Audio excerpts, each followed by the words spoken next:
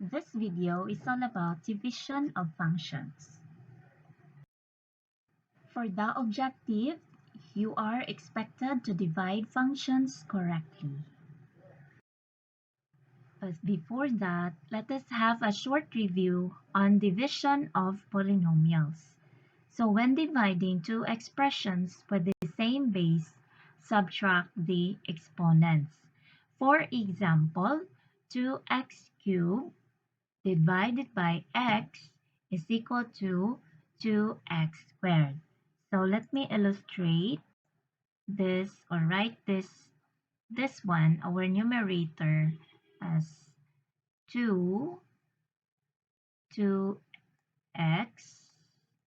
times x times x, okay, divided by x, okay, is equal to, so this is understood that our coefficient here is 1. So 2 divided by 1 is 2. And then we can cancel this one. Let me change the color of my pen. Okay, so we can cancel this, okay? Or, in short, we canceled, but that is supposedly x divided by x is 1. Okay, and then we have here x and x times x. We have here 1 and 1. Okay, so 1 plus 1 is 2. So that is why we have 2x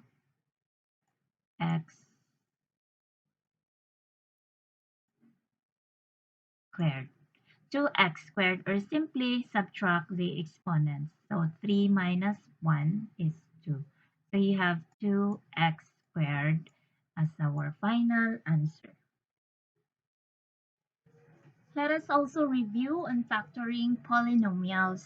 So factoring is to write an expression as a product of factors. Okay, so this is one way of simplifying expressions. So for example, we have 4x squared minus 6x. Our common factor here is 2x, so that is why we have 2x times quantity x minus 3. Then another example, we have x squared plus 6x plus 9.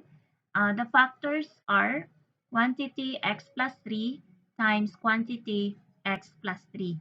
So see, if you are going to multiply this one, these two expressions, this would give you x squared plus 6x plus 9. Now let us have the definition of the division of function. So given two functions f and g, the quotient of two functions f divided by g is defined by the equation f divided by g of x equals f of x divided by g of x. For the steps in dividing functions, first write the equation based on the given functions, and then substitute the given values of the functions to the equation.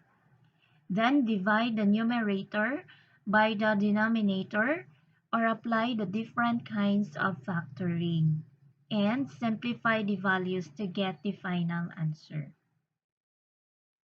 Okay, let us have example number 1. Given f of x equals 4x squared minus 6x and g of x equals 2x. Find f divided by g. So for the solution, we write first the equation. We have here f divided by g of x equals f of x divided by g of x. Then let's substitute the values of the function to the equation. So f divided by g of x equals 4x squared minus 6x. This is our f of x. And for our g of x, we have 2x. Then let's divide. Okay, so we have here, let's factor this one. So the factors are 2x and quantity 2x minus 3. divided by 2x. Okay, so the common factor is 2x. Okay, that's factoring. And then we can cancel now 2x. Okay, so 2x divided by 2x is 1. So we will not write 1 anymore. What is left is 2x minus 3. And that is our final answer.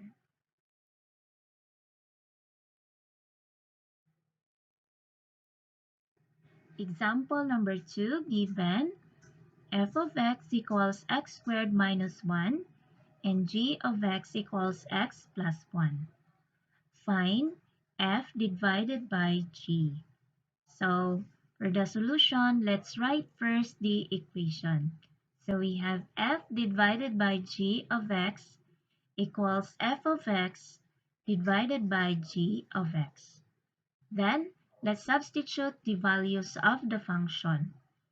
So we have f divided by g of x equals x squared minus 1 divided by x plus 1. Next, let's apply factoring. Okay, so as you can see, our numerator is x squared minus 1. That means we can still factor this.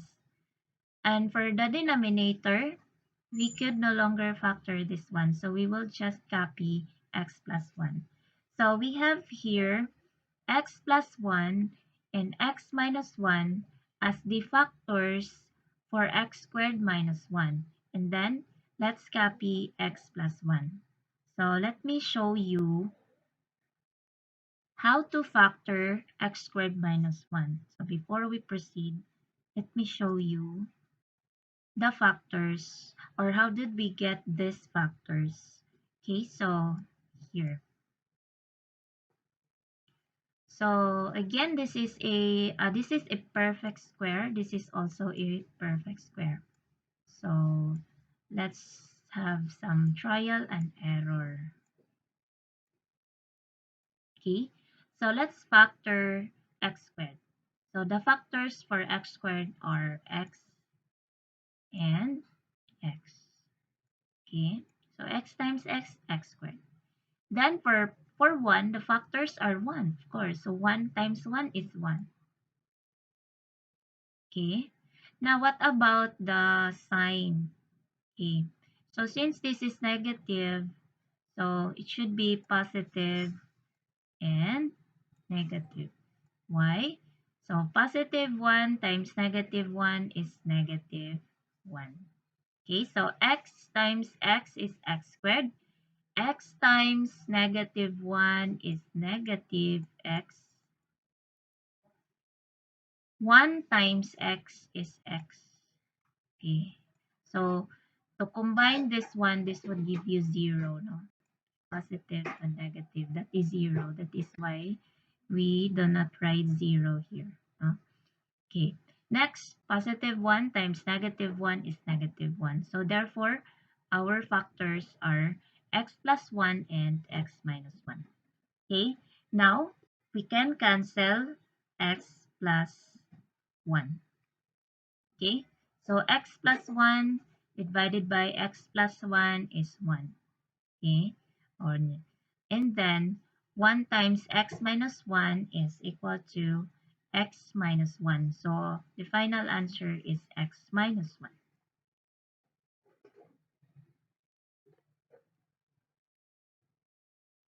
Example number 3, given g of x equals x plus 5 and h of x equals x squared plus 10x plus 25. Find g divided by h. So let's write the equation. We have g divided by h of x equals g of x divided by h of x. And then substitute the values of the function. So we have x plus 5 for our g of x, this one, and x squared plus 10x plus 25 for our h of x. Okay, next, so we have here x plus 5 divided by x squared plus 10x plus 25. Next, let's apply factoring. So as you can see, we can no longer factor this. No, so we will just copy x plus 5. But for the denominator, we can still factor this one. So the factors are x plus 5 and x plus 5. So let me show you how to get x plus 5, or how did we get x plus 5 and x plus 5 as our factors for x squared plus 10x plus 25. Okay, so here. So factoring usually is trial and error. Okay, but this one, since we have a perfect square, this one is a perfect square. This one also is the perfect square. So we can apply this strategy. No? So let's factor this as x and x. Okay. Factoring, that means maragi bungkag nimo siya, no? So x times x is x squared. Okay. Next, let's just escape the middle term. Let's proceed to the last term, which is 25. 25, the factors are 5 and 5, right? So 5 times 5 is 25. Okay. Next, what about the sign? So as you can see, they are all positive. So that means the sign here also must be positive. So if we will multiply this, we will get x squared plus 10x plus 25 now. So x times x is x squared, and then x times positive 5 is 5x.